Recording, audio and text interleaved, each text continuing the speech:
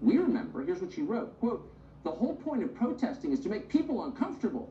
Activists take that discomfort with the status quo and advocate for concrete policy changes. Popular support often starts small and grows.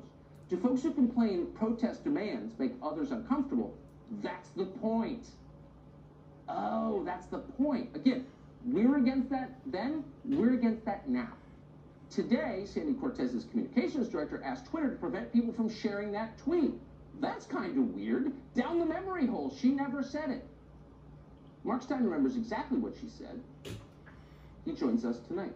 Mark, it's great to see you.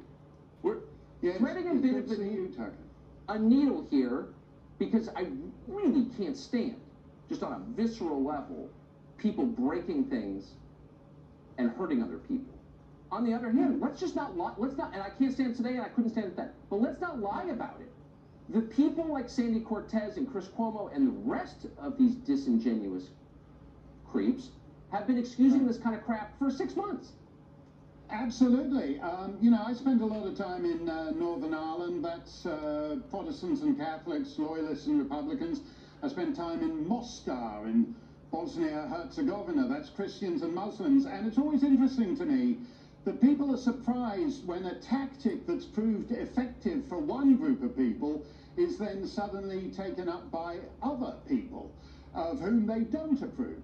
And so I've listened to all this blather for whatever it is, 6 or 7 hours now, where people are saying, starting with the vice president down, "Oh, this is not who we are." Have you switched on the TV since Memorial Day? This is exactly who we are.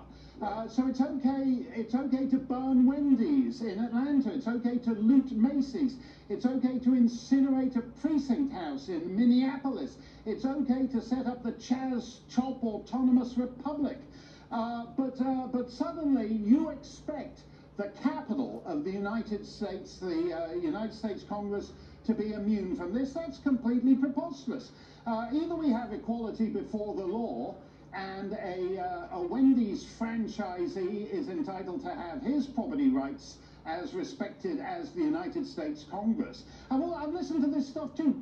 Chad Pergram, I love him, and I love his reports. And he says, nothing has happened since the British burned down the White House in 1814. So we're supposed to take history and the majesty of the Capitol seriously now. Nancy Pelosi told us she didn't care about old statues. Mitch McConnell said he didn't care about the names of military bases. So suddenly this old building is important now. You can't have that.